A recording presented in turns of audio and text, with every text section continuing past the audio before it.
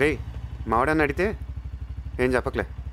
ఆడేం అడుగుతాడు, ఈడేం చెప్పొద్దు అంటున్నాడు. ఏంటో హైదరాబాద్. ఒకసారి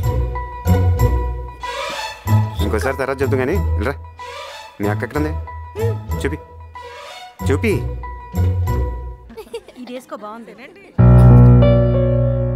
మొత్తం మందంతా దిగిపోయారు. గొప్పగా బుక్ చేసినారు బాబు. ఇది చూడు చూడు ఎవరొచ్చారు. ఎక్కడ చూసావే దాన్ని? ఒరే చిన్నోడా, ఫస్ట్ చూసాను. అమ్మా నాన్న బాగున్నారా? రారా, అందరూ ఇక్కడే ఉన్నారు. రా అక్క.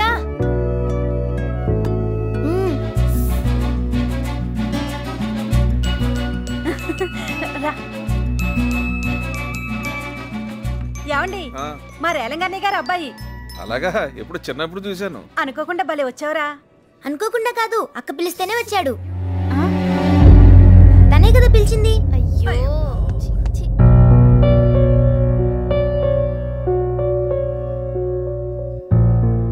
అల్లుడు లేగమ్మా. ఓకే బాబు, నువ్వు కూర్చోమ్మా. కూర్చో. సార్ కూర్చో. కూర్చారా?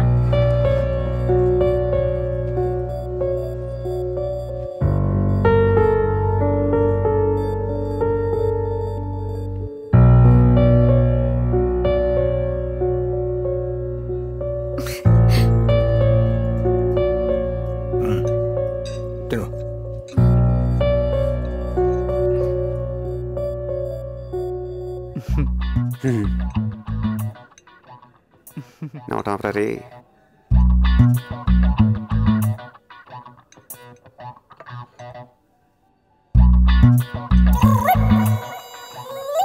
ఎరా ఏం చేస్తున్నావు?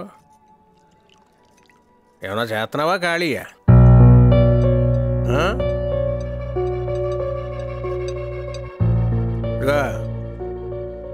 ఓ ప్లానింగ్, ఓ పద్ధతి, ఓ విజను ఎలా ఉన్నారో చూడు.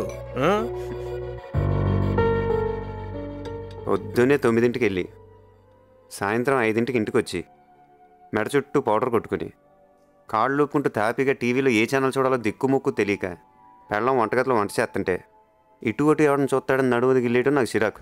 ఎరా మీ ఇంట్లో అందరూ ఇలా వంకరగానే మాట్లాడతారా? తిన్నగా ఎవడో మాట్లాడ్డా అనుకుంటా. డబ్బులు ఎలా సంపాదించాలో ప్రపంచంలో అన్ని సూత్రాలు కనుక్కున్నాను, కానీ మీరేంటో మీ విధానాలు ఏంటో ఇప్పటికి నాకు అర్థం అవరో బాబు. నా జీవితానికి ఏదైనా అసంతృప్తి ఉందంటే అది ఇదే పద్ధతి. ఇలా అన్నయ్య పెళ్ళో చూసుంటారు, ఎంత గొడవ చేసాడు. గ్లాస్ నీళ్ళ కోసం ఓ గొడవ. రే అని ఎవరికైనా చూపించండి రా, వదిలేయకండి రా బాబు అని అలాగా కూర్చోబెట్టి చెప్పండి రా. వదిలేస్తారేటలాగా? ఆ రోజు ఆడ అలా ఉంటాను కారణం నువ్వేం తెలుసుంటే ఏం జరుగుంటుందో నాకే తెలియదు.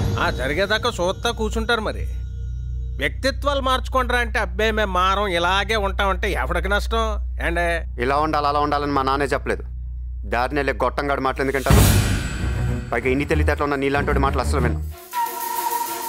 ఇదిగో చూడు, నువ్వు తగ్గేదాకా నేను తగ్గను, గుర్తెట్టుకో. ఇది తెలుసు మా ఫ్యామిలీ విషయానికి రా. కోరితే పెట్టేపికేసి ఉండొచ్చేస్తుంది ఒక్కొక్కడికి. నాకు